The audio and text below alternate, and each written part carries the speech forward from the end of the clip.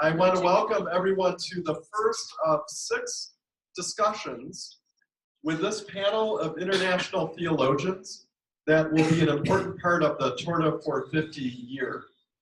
So I welcome those of us in Kathmandu at the ICUU conference, and I also welcome those who are streaming this live and those who will see the recording in a few days. I'm Roger Birchhausen. I am the Executive Director of the UU Partner Church Council, and it is my pleasure to be collaborating on this Torda450 project with Eric Cherry and Sarah Asher. And I'm going to invite Eric forward to share a little bit about the arc of this panel discussion and theological reflection.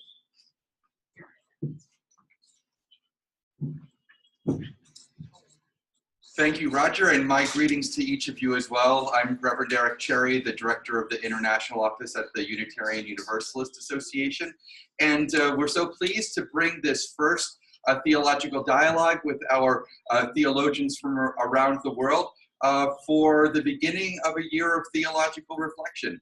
A prelude to the year took place in January during a webinar describing the background to the 450th anniversary year, and was followed by a reflection module for individuals and for small groups. You can find both of those presentations, both of those pieces, and all of the information about the year of theological reflection at Torda450.org. After this dialogue has concluded, we'll be posting the video of it online, as well as a theological reflection module for the month of March. And then the theologians will assemble again in New York City at the Community Church on the 7th of April, just following the annual spring seminar of the Unitarian Universalist United Nations Office for their second theological dialogue on the topic of freedom and resistance. That dialogue will also be followed by a month of reflection. We'll have a module for individual and small group use. And then some of the theologians will be joining us at in Kansas City, Missouri in June for the Unitarian Universalist Ministers Association Ministry Days, which precede Unitarian Universalist Association General Assembly. All of you are welcome to join us for those occasions as well, and we'll be streaming live from both. And that event in June will be followed by a reconvening of all 5 theologians in Kolozsvár, Transylvania on July 8th, 2018, during the celebration of the inauguration of the new Center for Religious Freedom in Kolozsvár. And the theme of the dialogue in July will be religious freedom in the era of rising intolerance. The month of August will be a reflection month with a module for your use. And then the theologians will gather for their following theological dialogue online on the 22nd of September, where they'll be discussing the role of classical, traditional Unitarianism in the 21st century, followed by a month of reflection, and then the final gathering of the 5 theologians, again online on the 1st of November, to discuss the challenges of universality and multiple spiritual identities, again followed by a month of reflection in December. So please join us for this year of theological reflection. We're all excited to hear from our theologians, and without ado, I guess we'll proceed. Roger.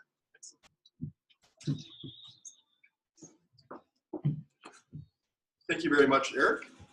So the theme of this evening's panel is theology and UU identity. And this really is, to me, the foundation piece for the 6 dialogues that will happen this year. In a moment, each of the 5 panelists will introduce themselves. And I want to make clear up front that they are tonight and through this year speaking for themselves. They are sharing their stories, their beliefs, their understandings, their questions. They are not speaking for their national churches. And clarity about that is going to be good for all of us to remember. The point of this in future discussions will be to delve into some of the strands of Unitarianism and Unitarian Universalism and its theology around the world. And I want to say up front too that agreement among the panel, as well as disagreement, is welcomed, and they all have embraced that idea, and that no subject is off limits for this year. This and future panels will be an opportunity for us to listen to them as they engage with one another around some of the big themes of theology and religious freedom in our U and UU faith. We hope that these reflections will then spur insights in each of you in your own contexts. And there will be a chance at the end of the evening, toward the end of the evening tonight, and in all the discussions for people who are present to ask questions. Finally, I want to acknowledge that only one of our panelists is English her first language. So we want to acknowledge that, and with great gratitude to the other four for diving into theology and not their first language. So each panelist is going to take about 5 minutes to briefly introduce themselves and to introduce us to some of the foundational principles of their particular U or UU context. Then we're going to zoom out a little bit from those particular contexts and focus on the relationships of their context to one another, to different eras of UU history, different locations, as well as other faiths and wider social issues.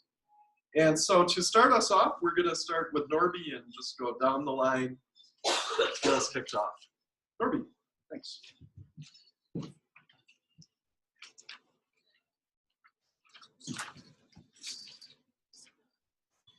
So my name is Norbert Zsoltrác. Everyone calls me Norby. I'm from Transylvania. I'm the minister of the First Kolozsvár congregation, Unitarian congregation in Kolozsvár. And first of all, while I need to talk to you about our tradition and to introduce our main principles, I want to share with you a revelation that I had during the few days that we have been together. Maybe you will share this revelation with me. There has been no single day during our stay here in Kathmandu that the following words have not been expressed by one or more people. We have heard these words this morning, and we have heard these words yesterday in their true form, but also presented, the main idea presented, and the words that have been coming up all over the panel are the following ones. The most important is, "Hear, O Israel, the Lord our God, the Lord is one. And you shall love the Lord your God with all your heart, and with all your soul, and with all your mind, and with all your strength."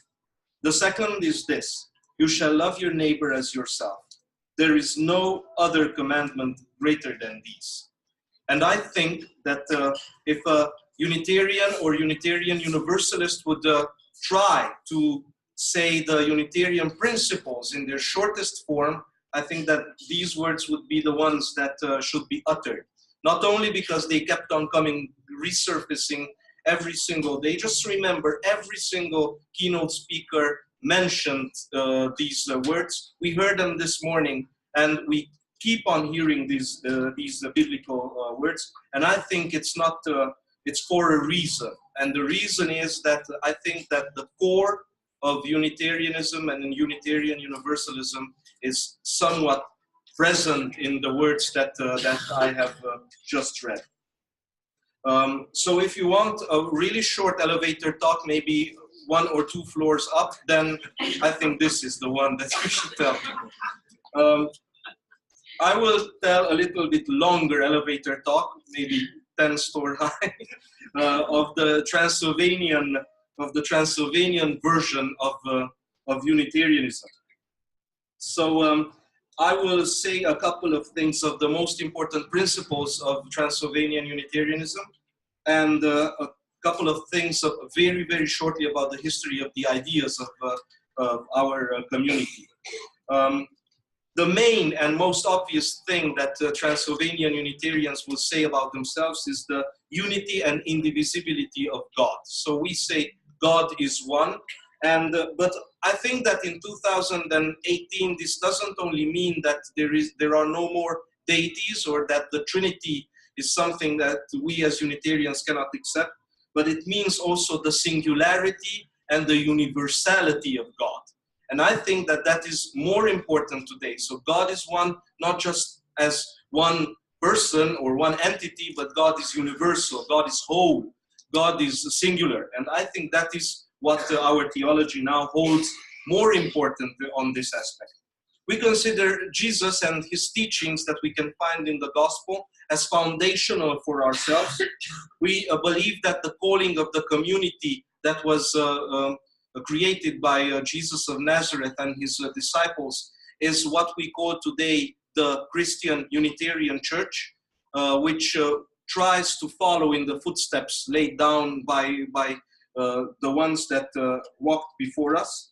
We believe that human beings living today have the possibility, through the gift given by God, ration, feelings, and the possibility to work, to understand what God reveals us. We believe that revelation is not closed between two covers of a book, but it is much wider and it's universal and present.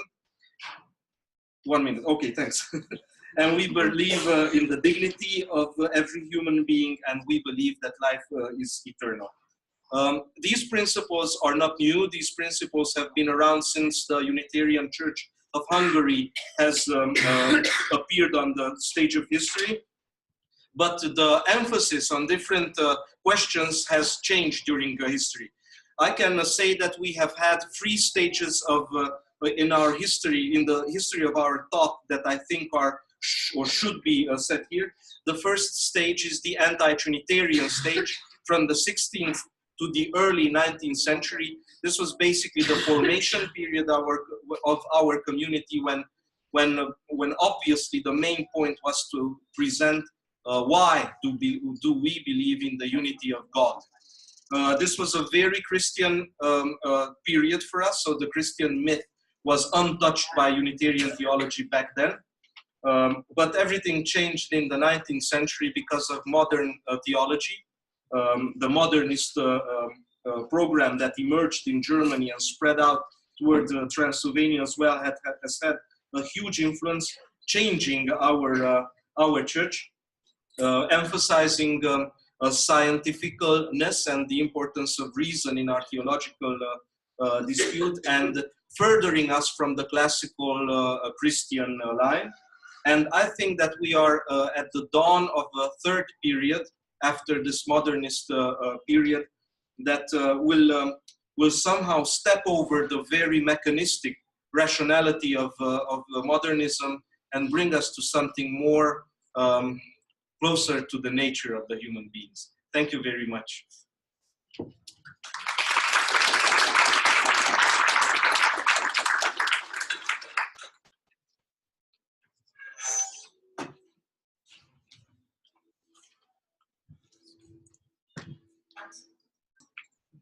We Unitarian Indonesians were not born as Unitarians. When we started our movement 20 years ago, we didn't even know the term Unitarianism, nor were we aware that there were other Unitarians around the world. At first, we named ourselves Kristen Tauhid. Christian is Christian. Tauhid is a term from Islamic vocabulary for the concept of radical monotheism. We borrowed this term because we must answer people who ask us, "Who are you?" Our theological identity is much formed by our rejection of the doctrine of the Trinity. We reject this because it is not biblical. Are you Muslim then? People around us ask when they know we don't believe in the Trinity. No, we're not. Are you Jewish? They also ask when they learn that we keep Sabbath, we refrain from eating non-kosher animals, and no, we're not. Oh, are you Jehovah's Witnesses? No, we're not that either. Yes, our understanding of God is much similar to Judaism, Islam, and Jehovah's Witnesses, but we are different. The root of our congregation's theology is in the Judeo-Christian tradition. We respect other scriptures from other religions, but the Bible is the foundation of our beliefs. It is the Bible that teaches us that there is only one God, the true one God. This is the God of Abraham, of Isaac, of Jacob, of the patriarchs of Israel, but also God of all nations. Despite different names, there aren't many gods. We come from this same one God. All human beings are brothers and sisters.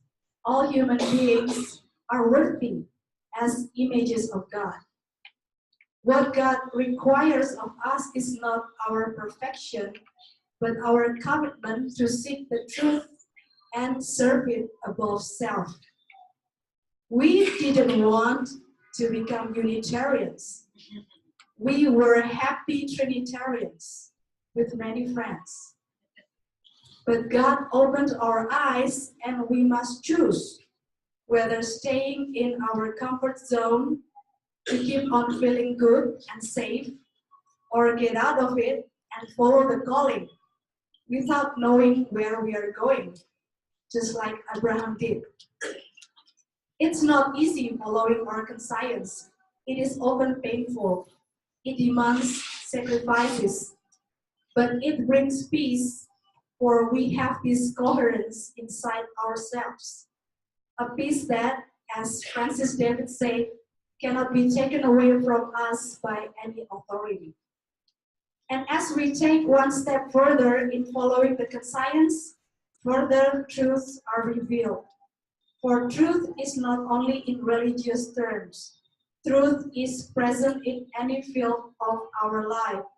Truth is beckoning when we struggle to choose which food to eat and not to eat. Truth is beckoning when we struggle to choose either to snooze the alarm and go to sleep again in the morning, or wake up and exercise. Truth is when we struggle to choose whether to stay silent in the face of evil or to stand up against it and risking our lives for that. It is the Bible also teaches us to love our neighbors as we love ourselves. We want freedom of conscience, so we must let other people have it too.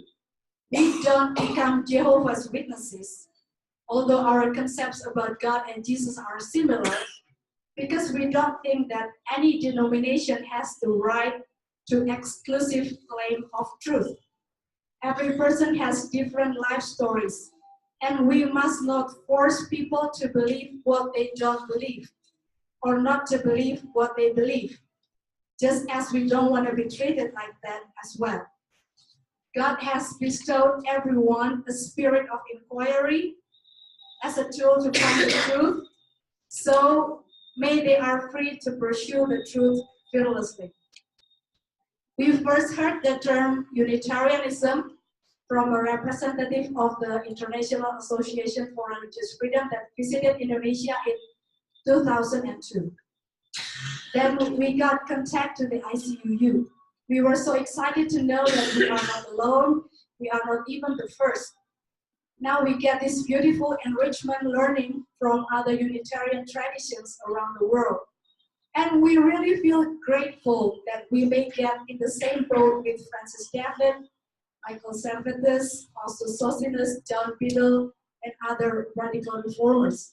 We wish to emulate their spirit of serving truth above self, being so serious in their study, so courageous and articulate in defending their faith, and also so compassionate to others.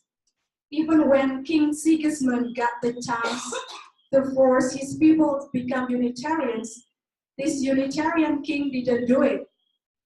Power is really the test of our character, and Unitarians have proven their character well in history. We are seekers of truth, we are lovers of truth, and we are servants of truth. In our congregation, we try to embody this spirit in our tenets of faith. The congregation has formulated 7 basic beliefs. 1 until 6 is about our belief in the true one God and the special position of the Bible and Jesus Christ and some most important teachings. The 7th is about freedom of conscience for everyone. We ask new members to learn them thoroughly. Most of our members are religious devout who are not used to respect others' truth claim.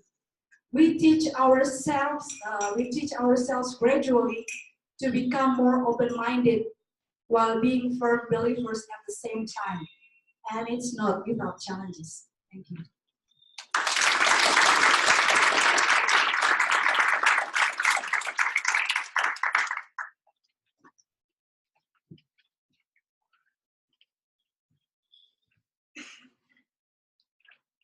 Hello.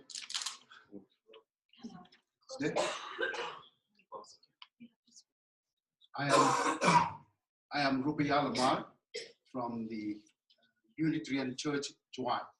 I'm the vice chairman there. And I come from the northeastern part of India. Coming from the northeastern part of India, which is the Khasi Hills, where Unitarianism was founded in 1887. So in these 130 years, we have already come up with 3 sets of principles or statements of beliefs. The first one was during the founding stage, which was published in 1888 in the Unitarian magazine by our founder. The second was passed in 1979. And the third was the recent statement, which was done only last week, on the 3rd of February, on the 118th annual conference.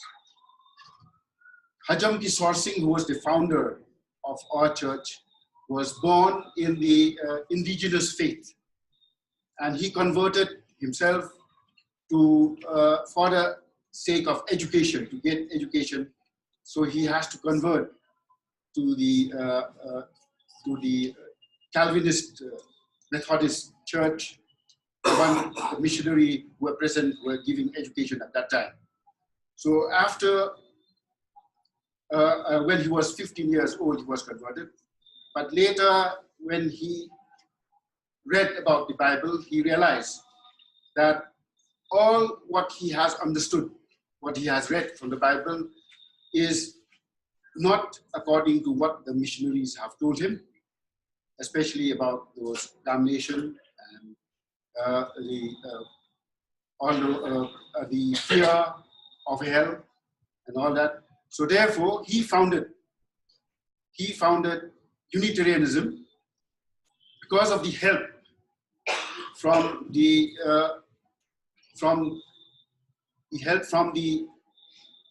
what he got through Jabez Sunderland and Charles Darwin, who sent him the works of Channing, the works of the Clark and Martineau, of which he has gratefully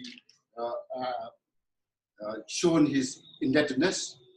And the first principles which we found, the first principles of which he has made, like we can see that they are both the combination of the American principle of love and the Khasi tradition.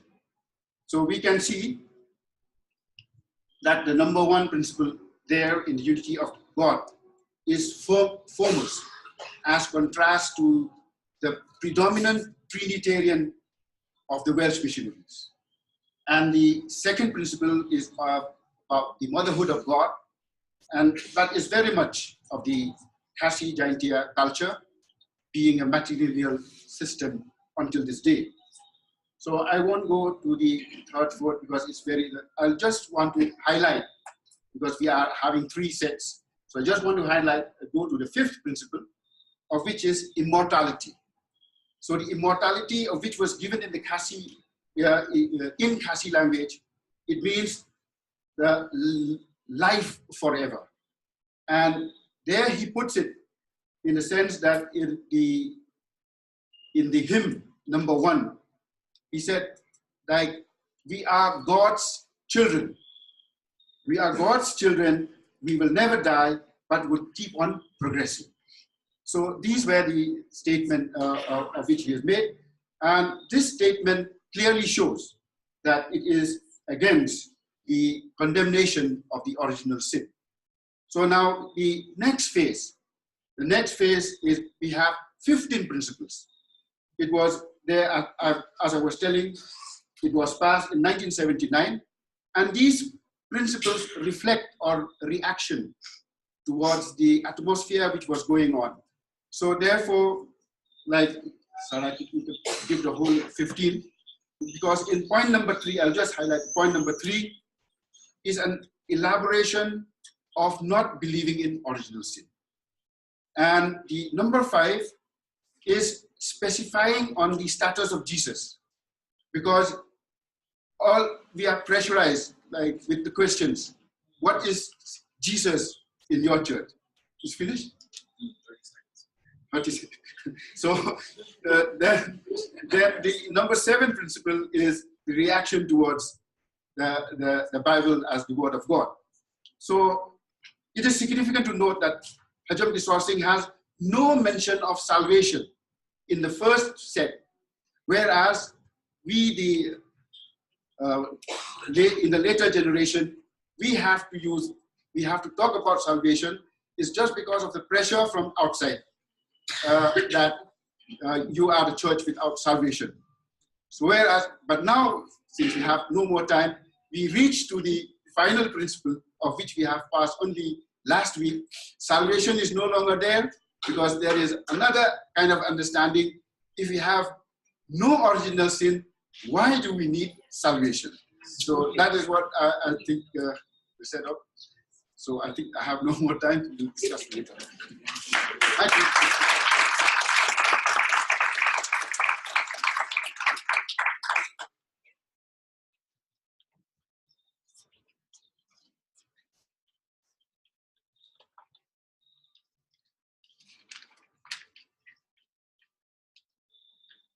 My name is Najma Fulgence.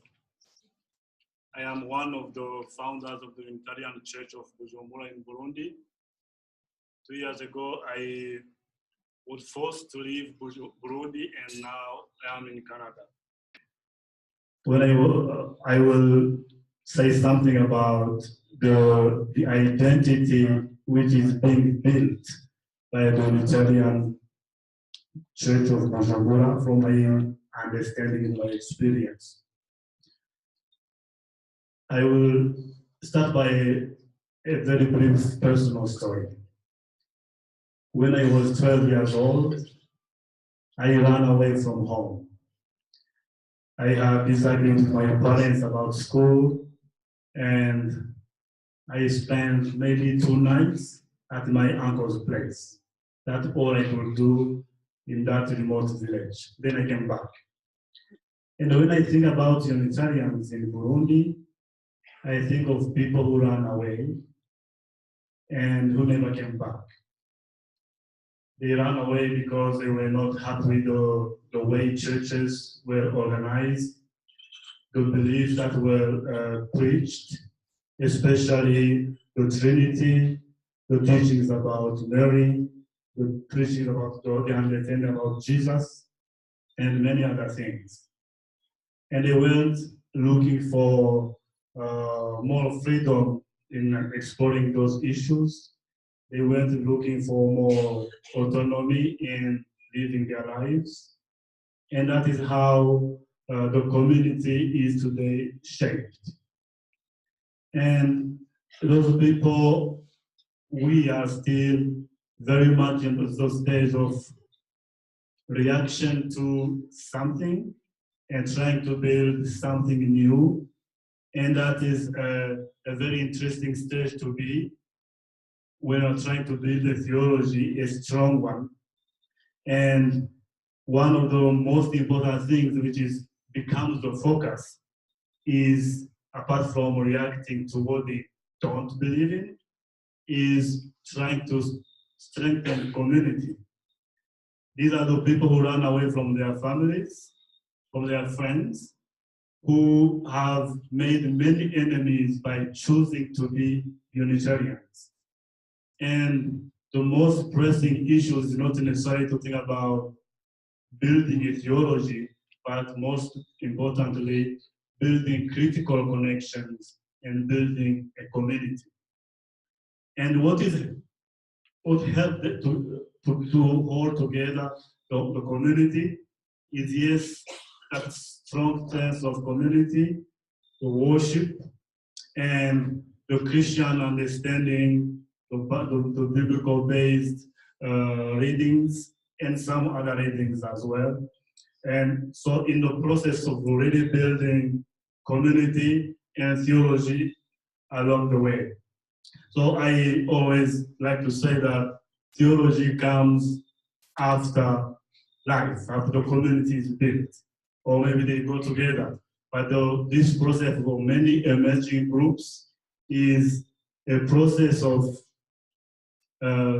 living an acceptable life with the people who are mostly in danger, both real or perceived, and who have to conclude a way of life that is helpful to both involved. So the Unitarian Church is a Christian Unitarian Church, which is mostly based on one God and the person of Jesus, who is believed to be a prophet and accepted and loved that way, and who in many ways become the person they want to emulate. And to conclude, I think the critical phase of any emerging group at that point, or any newly formed group, is to strengthen the community so that people feel safe, people feel strong enough together to be able to build all the rest.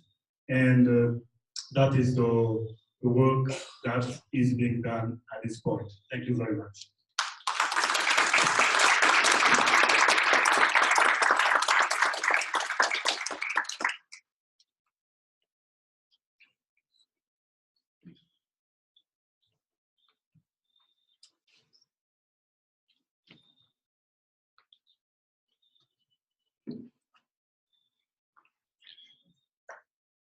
I am Stephanie Mitchum. I am a professor of religious studies, women and gender studies at the University of South Carolina in the United States.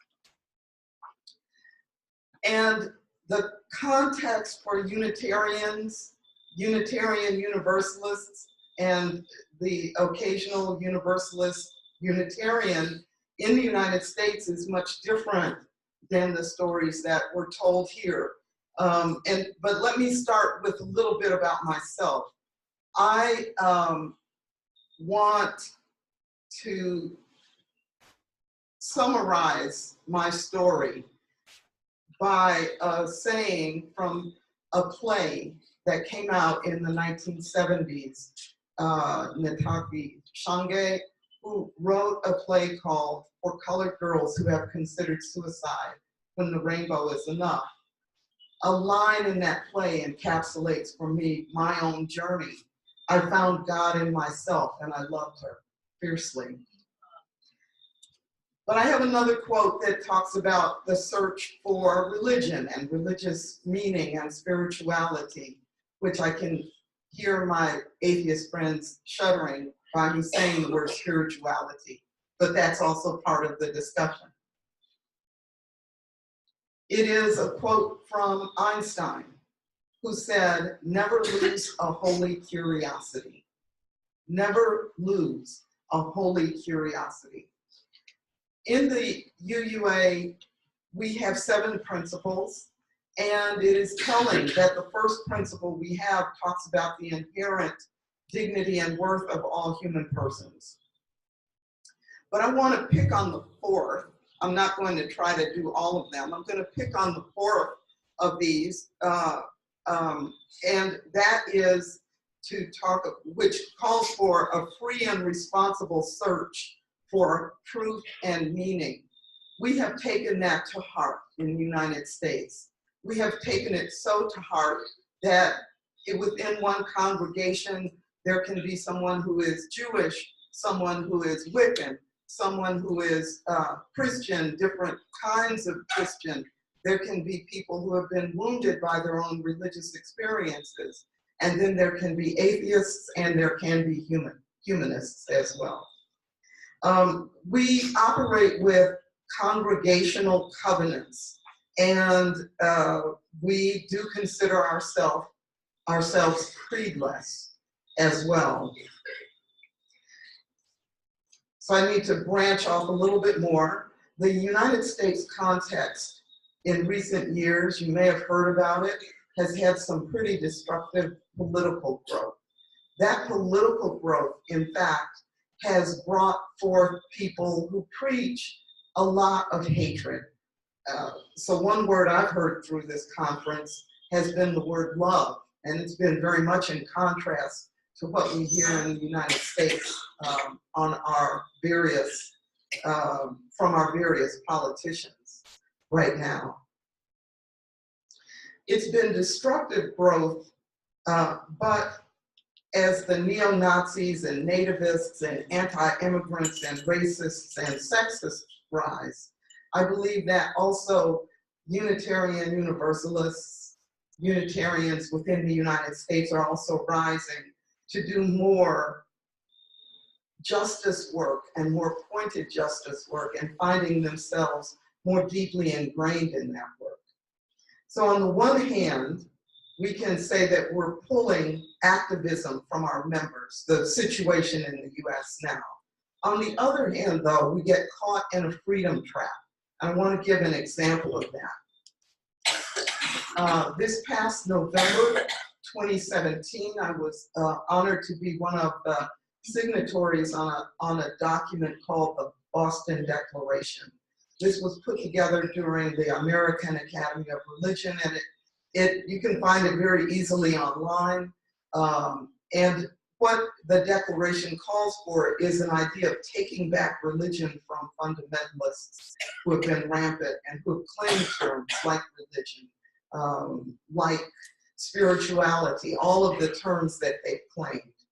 And so that document was in fact based on a 1934 document put together protesting the growth of the ways that Nazis were trying to Aryanize Christian churches in Germany.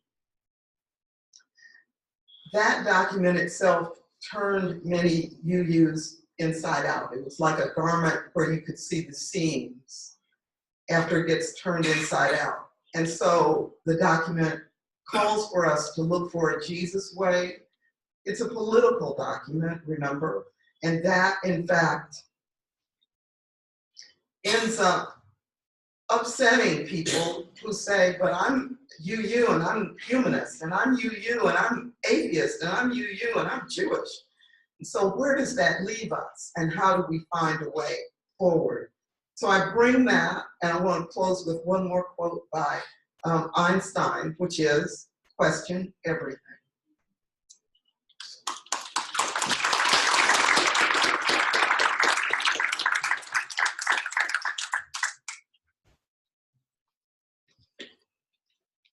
My thanks to the 5 panelists for getting us started brilliantly, and we can begin to see some of the themes that are going to emerge. We're going to zoom out a little bit now and get into the relationships between the faiths and between within the interfaith community and with some social ideas.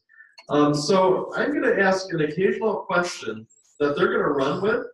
This is all improvisational now, and we'll see where it goes. So the first question that that each of you can have a chance to talk about is, what do you see as the relationship of your context principles in relationship to ideas you use and held in other historical eras and in other parts of the world. So in a sense, what's the relationship of where you are to the whole? And Sarah's going to get a mic to whoever wants to go first.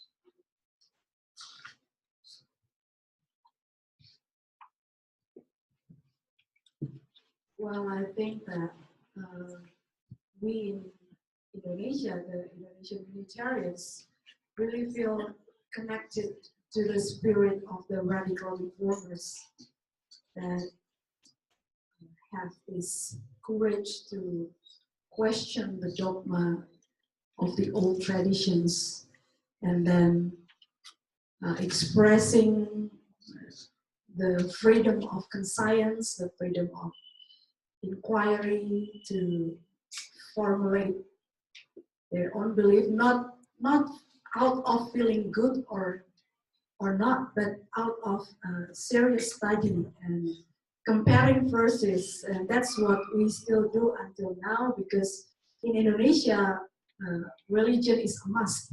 So nobody can have no religion. So people around us are devout believers usually, and they study the scriptures, either the Bible or the Quran, and we are always in the constantly facing their asking, who are you and what's your identity religiously? And we cannot do that only with philosophy. We have to present them the verses, the comparison, the argument, and the Bible of the Quran, and we have to master those what those scriptures say literally. So it's if you want to say honestly and friendly, it's a shock for us when we first know Unitarian and Unitarian Universalism, and that there is an atheist Universalist Unitarian and there is a Buddhist Universalist, and actually at first we become confused. So what is Unitarianism actually? So, because they're really still at that time beyond our understanding that Unitarianism can be that broad, can be that wide, although we come to terms with that. So we learn that how different congregations define Unitarianism according to their history and stories, but we still feel most connected to the spirit of the radical reformers in the 16th century, and so, but it doesn't mean that we disconnect with other kinds of Unitarianism or Unitarian Universalism. We're still learning about that. Thank you. Okay. With regards to this question, I see that the thing with Unitarians is the openness and the willingness to accept change as it comes. So this, you can see the history, like from the history of Unitarianism, like we heard about. This is the age of the Torda. So Sigismund, King Sigismund at the time, like he is open to change. So you can hear that there was, to give freedom of religion during that time is quite a radical thing. And he has given it. It's because of his openness. And that is the spirit of Unitarianism. And we find that when it happened in our place, despite the orthodoxy or that thing from the Welsh missionary, still that openness or the acceptance of change made Hajam Singh to revise his thing, and then see and combine whatever good which he has got from what he learned from the Bible with the culture from the Kasi, and then found that Unitarian, I mean, accepting. So it is taking the good from what the Bible or what the Christianity has come, and then open it up and then combine it with the culture which we have. So I feel that that is one connection in history with our principles.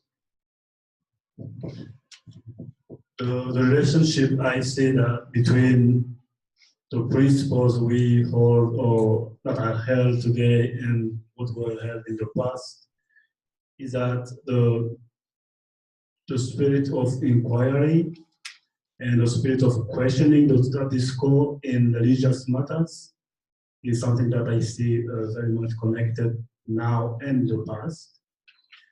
And I can watch what happened from the 15 years I have been watching the theology and the people's ideas. They evolve very fast and very quickly.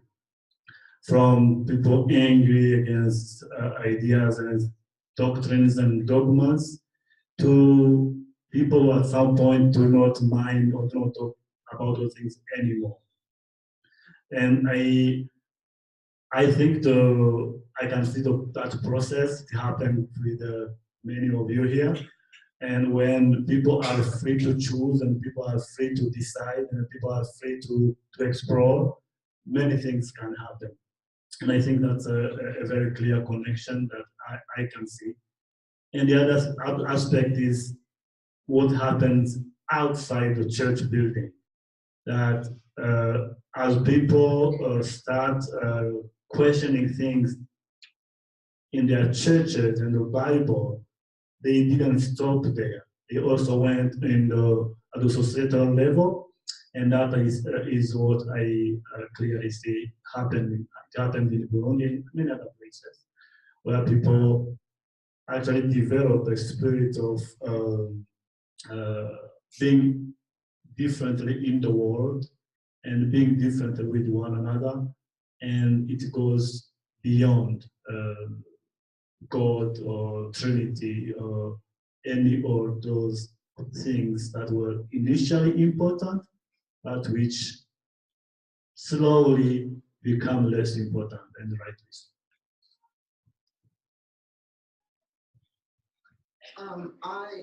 I am reminded of the development of theology and the fact that theology is not a standing still process, that it is something that develops. The first basis for it is faith. Faith is the key to understanding what any theology is about. People who say that they belong to a religion but they have no faith, I question them. I question how they can say that they really belong there. Part of our spirit, part of our disposition, to use a word that I heard from Reverend Rosemary Bray, is that in fact we do question everything and we do have a disposition to understanding, to thinking about what it means to be Unitarian or Unitarian Universalist. And I think that is a strength. And I think it also emphasizes the importance of theology being done at a local level, so that there wouldn't be one big, Unitarian pope who would tell us all what to do. That would never work. But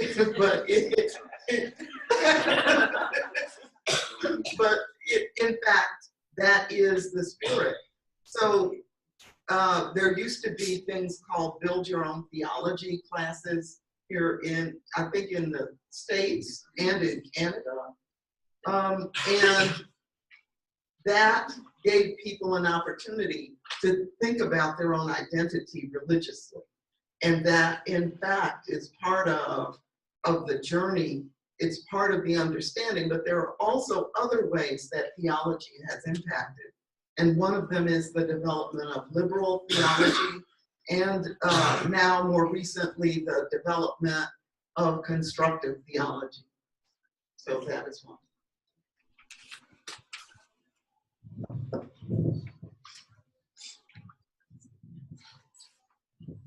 So we have been asked about the context of our principles to historical eras and UUs in other parts of the world. I think that I will not talk about historical things now because we will have a moment or one part when we can talk about history. I think I will talk about other parts of the world more. I think that our Hungarian Unitarian Church is special because I don't want to brag or I don't want to be misunderstood about this one, but I think we are like Jerusalem for the Jewish people.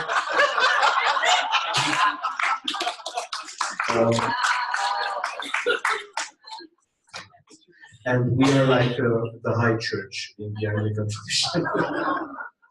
So I think if you look at the spectrum of Unitarianism in the world, then you will not find any more structured, any more high church liturgy-wise and structure-wise Unitarian form anywhere, only in Transylvania. And I don't think that's a problem, and I hope we will not grow out of that.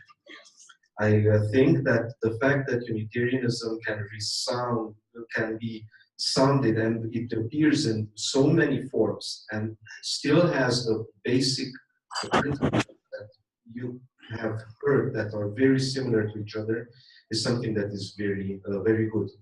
We are a traditionalistic society in Transylvania. We are a double minority as Hungarians living in Romania and as Unitarians living in a non-Unitarian Christian world.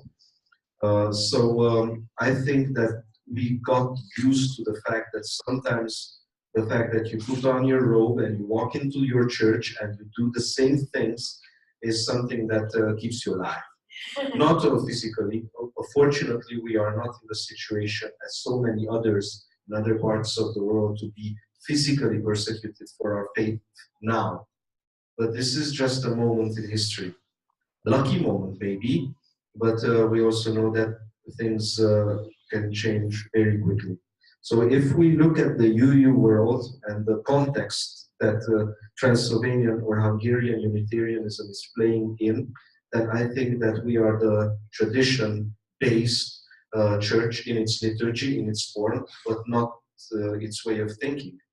I think that the way of thinking that appears in the traditionalistic forms is a very progressive way of thinking, but we feel important that that tradition and those forms are special for us.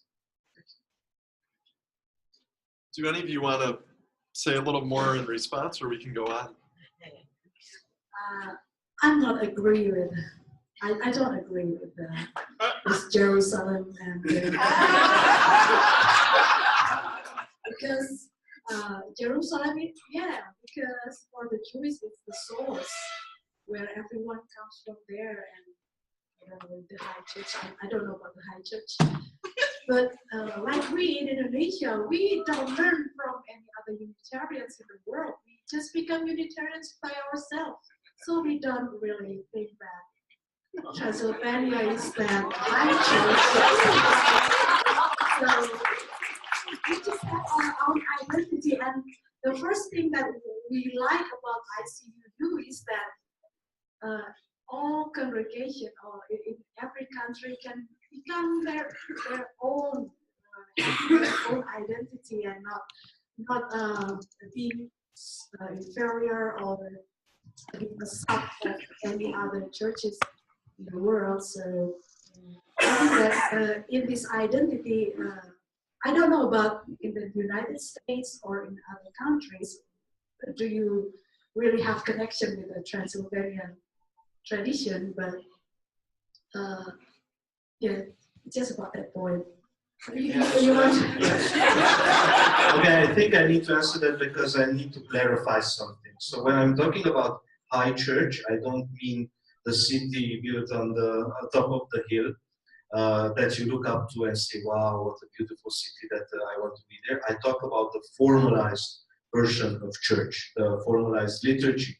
There is no other Unitarian or UU context anywhere. Maybe King's Chapel is the only exception in the United States, where liturgy is as fixed as in Transylvanian conditions. So this is what I'm talking about structured church, not about being more important than others. What with the Jerusalem part, maybe it's Mecca is better. Or Rome. No Rome. Okay. So obviously, this doesn't also mean that Unitarianism has its first source as an idea in Transylvania. Obviously, I think that the most important thing, and we have discussed this right in our chatter circle, that what gives me the idea that Unitarianism is right is just this, that in very different cultures and contexts, the basic Unitarian principles appear. So that is the very important thing. I think that's one of the biggest proofs of Unitarians being right. That you have, that you have Unitarianism in Hungary, and you have it in the Khasi Hills, and in Indonesia, and in Africa, and the United States, and Great Britain. And these people don't know about each other, but still somehow they get to the same principles. And I think that shows that this is something objectively right. It's like gravity.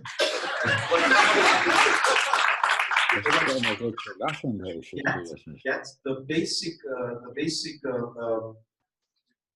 work aspects of this faith for the first time have developed in Transylvania. Yeah, I agree with you. It's like gravity, and the center of gravity is Transylvania. Why I want to say that is, some of you may not know that from the United States, I think every 8 years, they take them for pilgrimage to Transylvania. And last year, I had the occasion, the opportunity to join the pilgrimage. So I think pilgrimage cannot be taken anywhere for the Unitarians except in Transylvania, where you can see Sigismund's grave, where you can see Francis David monument. So that is it. I take it back.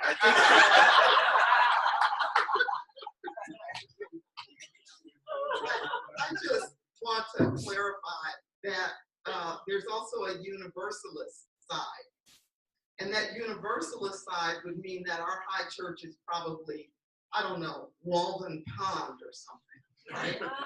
I don't know. But it would be something related to a kind of a rationale, a reason-driven, environmentalist, nature-based, reflective process that might lead people to being in the woods when y'all are in the church. You know? So I think we need to, for us, who are UUs, we have to recognize both sides. We're not going to put down one side over the other. But we do recognize that there is the universalist side. When those two came together, it's actually been since I've been here at ICUU that I've actually begun to see why it makes sense. I don't want to say this. I don't know if that joining makes sense on a rational basis, but on an emotional basis, it does. We fit. Somehow, we do. All right.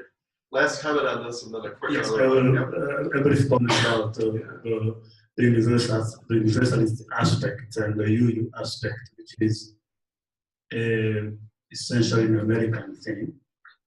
And we do not call ourselves Unitarian Universalists, and I want this element to be clear that it's maybe important and actually makes sense in terms of what it stands for, but not everyone goes that way.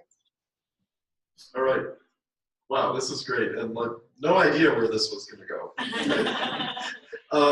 I would like, so in the interest of time, we're really going to only want to cover one quick thing and then a few questions. Is there any particular value, belief, principle that you deem as the core of this global you faith? Any particular value, belief, or principle that you think maybe is the core of it globally?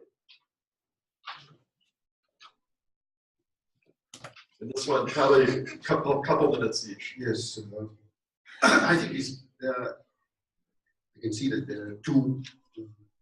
One is that believe in love. In our place, we call it love man, love God, no man, no God. Love man, love God. And the other one is the liberal part. Each we have that liberal view which allows us to see things with our own free will. So there is no imposition or no pressure on us like you have to see it this way. So I think each and every church we have that kind. So these two values I think is common to all of us. I think what I personally would say as the core value that we all share, more or less, the idea of freedom of an individual to determine things for himself as much as possible. That's something I feel we share in our global movement. That is also the idea that this life, the life we have, even for the few who believe the after one, this seems to be important for us. And there is there are efforts to have a good life, to have well-being, to protect the earth that we share. And I feel that most of that can be a value we share. And as a result, it is also the social justice aspect that is connected in some way to that. How we live in this world and how we are related to one another and how we can make things be better for everyone. It's an ideal that many seem to subscribe to, just an ideal, and people doing what they can. So freedom, social justice, and the importance of this life, and making sure it goes well as much as we can. I just thought of a word. I looked back over my notes and thought of the word healing. That there is an active process of reclaiming religion from people who have used it as a battering ram, of reclaiming our own identities and our own selves, of reclaiming the right to identify which direction my life should go in. And thinking about all of those things are healing and being active for it. Now, some people are at a point where they put their lives directly on the line for those things, as have you. But I know that at any time, any of us could be challenged for this. And I'm with the people in this room, I'm almost like, here's my posse. I think I just turned this off. Here's my posse. I'm not going down alone. Yeah. Right? Yeah. And so that's the kind of feeling, this sense of we are together. It's a community building, and that also is feeling in a world that tries to demand that we remain individualistic and therefore able to be controlled. I have to think of I just thought of a term of a discussion my daughter and I had. She asked, I asked her, did she think that people who didn't do any kind of reflection, if they in fact could be spiritual? And she said, no, but they can be manipulated. I don't have to ever worry about manipulating Unitarians, Unitarian Universalists.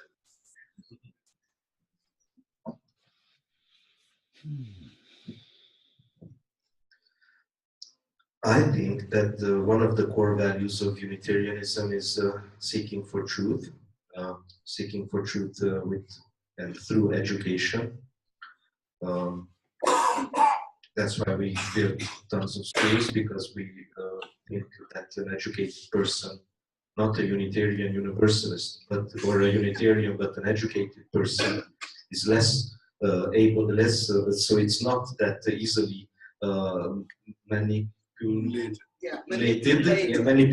or manipulable than an uneducated person. I think that striving for truth is something that Unitarians hold as a very valuable thing. I want to add to what we said that, what helps us to become Unitarians first is seeking for truth, but there is something more than just seeking for truth, because I have seen many people seeking for truth and end up being fundamentalists or other religious fanatics. So what is special about this UU community is that the respect for that faith is personal. So we look for truth, but we let other people seek their own truth too. So it's not only our right, but it's everybody's right to seek for truth, because the path is personal and we have to respect each other. So that's what still unites. Either we are biblical or not biblical, but somehow we are seeking for truth and we respect others' path to their own truth.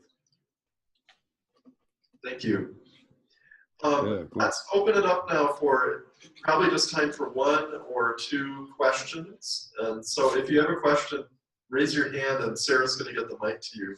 And I'm going to be the one to see you because I'm up here. So anyone wish to ask a question? Okay. No. Yeah, because people are listening all over the world, so you need a microphone for that. My question is relatively simple, and I hope that you give a real answer. What in your religious communities, what are you really trying to do? How are you focusing on helping the persons who are Unitarians or Unitarian Universalists in your communities? What are you trying to do for them?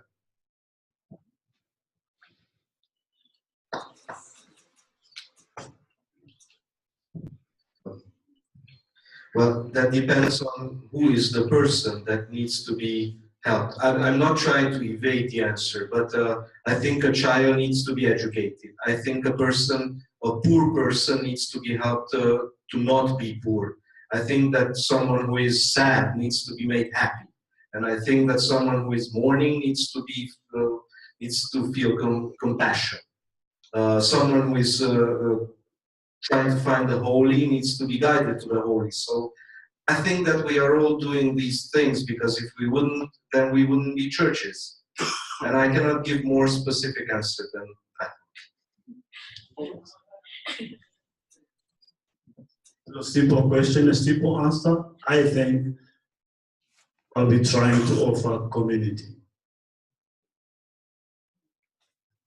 Like in our church, in our place, we always see this. We are a communitarian-based church. That means, unlike what I hear from the Americans, that Unitarianism is the chosen faith. For us, most of us, we are born. In fact, some people would become a Unitarian, not that they have chosen to be Unitarian by the way of, but they just come to join the community, because that in that community, all those, what we were saying, the morning, it will be an experience for someone like to see that if anyone would have seen a funeral or wedding, and see the whole crowd, how people come, help stay together. So education in that way, we give scholarship, fellowships, all that. We try to pool together. So this is that community feeling which we have. In fact, we call it as a clan, which have the same. It's not like the same blood, but we are having the same belief system that we are Unitarians, so we are brothers in that way. So in that community. Stephanie or Ellen, do you want to answer, or we can go to one more?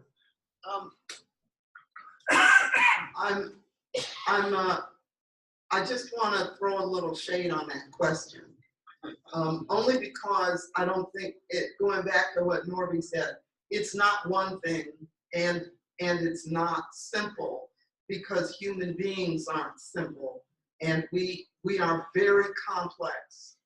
Every day, I am amazed at what human beings can do or not do, but still, it's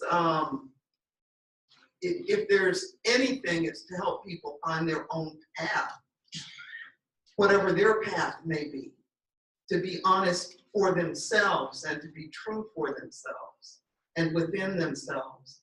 But that opens the door to about however many people there are, and those faith needs, those lived needs change over our lifetimes. So if you've got a children's group, you aren't offering them the same thing that you offer the adult group, aren't offering the same thing to the senior group, because there are different needs at different moments. The mourners need certain things, but all mourners aren't necessarily just mourning the loss of another loved one. Sometimes they're mourning the loss of a job, or the loss of a limb, or the loss of freedom, or there are all kinds of losses, you know. So how do I say what the objectives are when I don't know who the people are? And that would be my only caution, trying to find a single thing.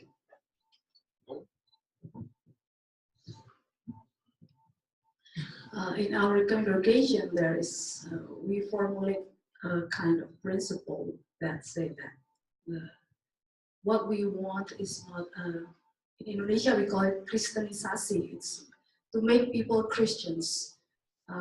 The old churches try to add numbers and make people Christians.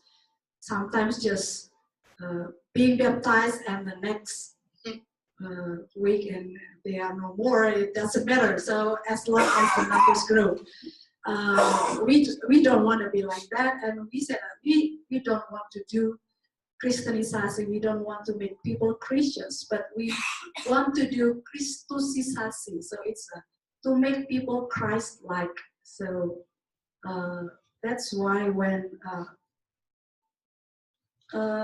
some people that is interested in our church come and say that, oh, I want to know more about you, and we usually ask, so where are you from? So from what denomination, from what religion? And we will try to ask them, have you really understood your own religion and your own denomination? And are you really sure that you want to join this church? Because actually, maybe you haven't known much about your own tradition or your own religion. So if you're really interested in joining us, maybe because not only because of the doctrine, but also because of feeling good within the community, then that's okay too for us. But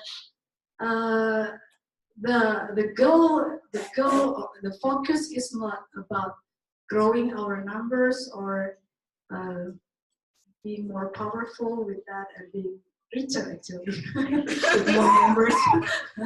But how to help ourselves and how to help members or the newcomers to become more Christ-like, to become a better person. I think it's something that we think that we should focus on.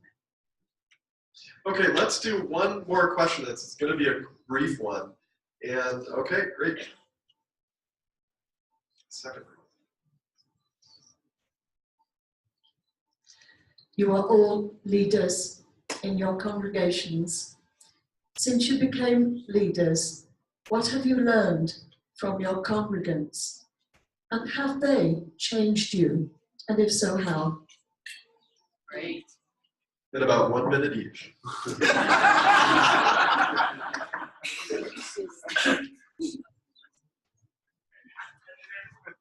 That's a very good question. Thank you, Sylvia. I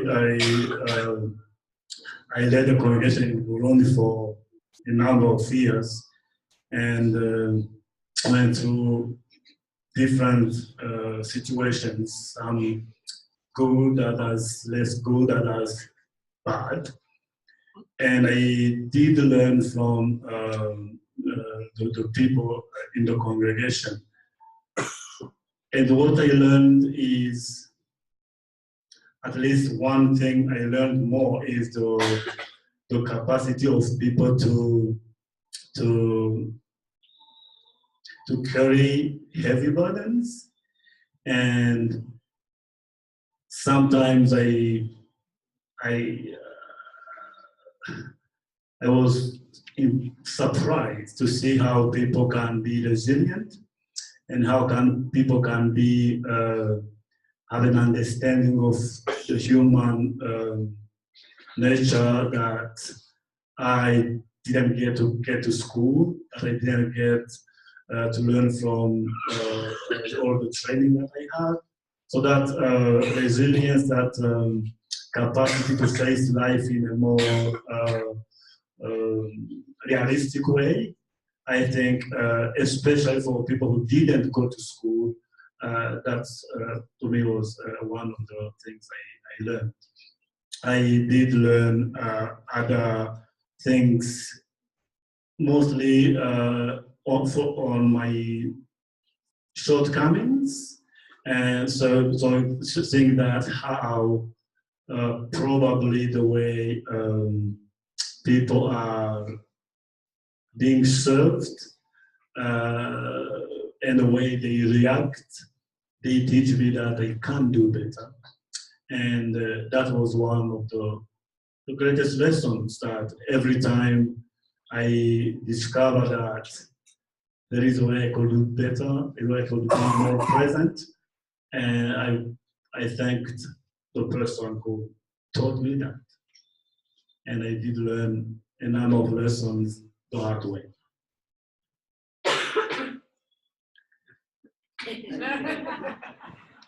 I just want to clarify, I'm not ordained, I'm not a reverend, I am a teacher, and I consider that my ministry, and that is what I do. And so how I lead people from that teaching position is because I work with 18 to 30-year-olds.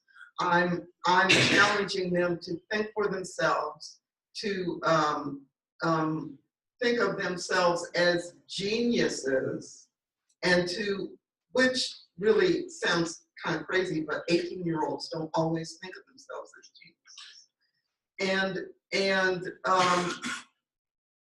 I want them to know what their life will be for themselves, not what other people said it is. So it's kind of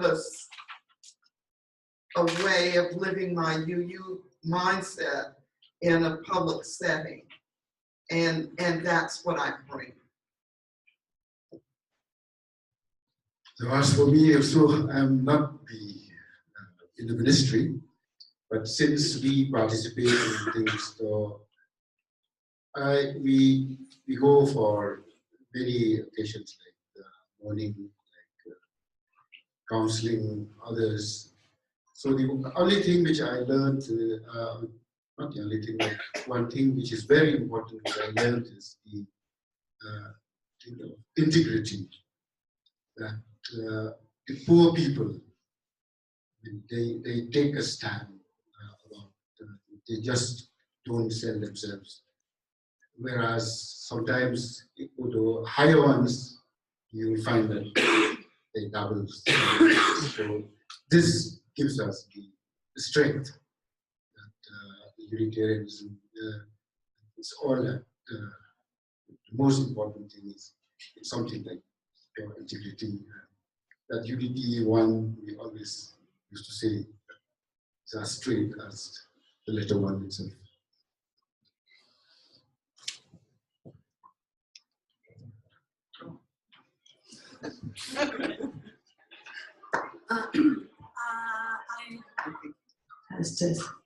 So right now I no longer hold any office in the church. So, but what I learned from my congregation is that not everyone is a skilled thinker. So not everyone has the capability of thinking difficult theological questions and talking theologically. I think that the cleverest person, the smartest person is the one who can make difficult things easy to understand.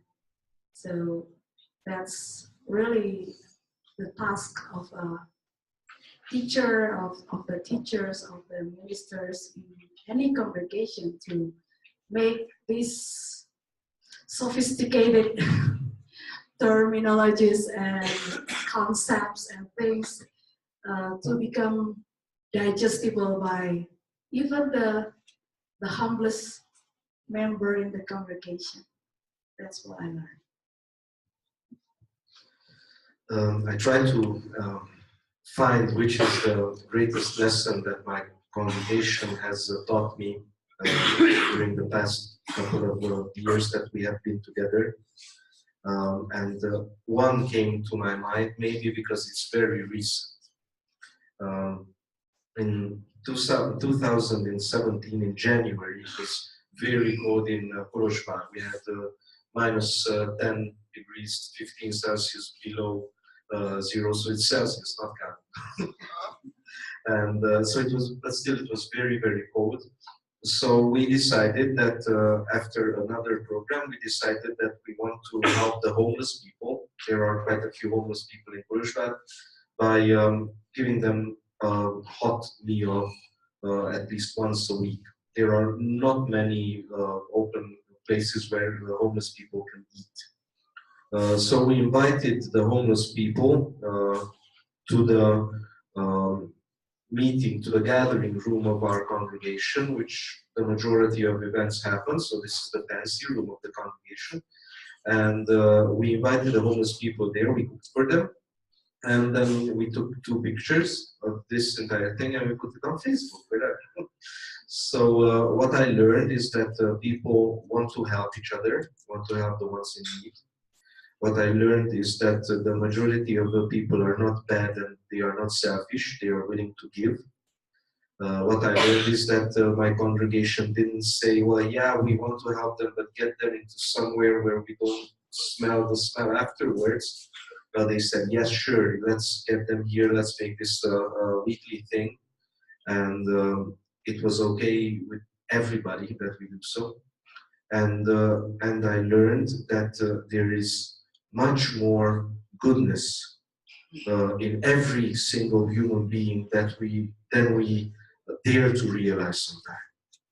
So that was a recent, so many times I have heard my colleagues, and not only my Hungarian colleagues, but others as well, talking about the facts that humans, members of the congregation and others are, I don't know, lazy and selfish, and the politicians and the whatnots, and the world is going to not the theological hell, but the social hell that we are heading to.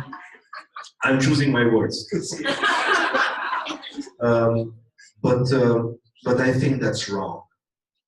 I think that there is much more goodness and humanity in humans than we actually dare to realize.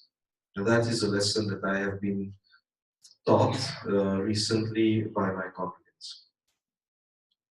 And I think that is a great note to end on. I want to thank the 5 folks up here who are giving up enormous chunks of their year for this process. And I am so deeply grateful for that, and the wisdom and the challenge and all the things that you're sharing. You took very seriously both the charge to agree when you want to and disagree when you want to disagree, which is awesome. And so my thanks to them, and then one closing word. So.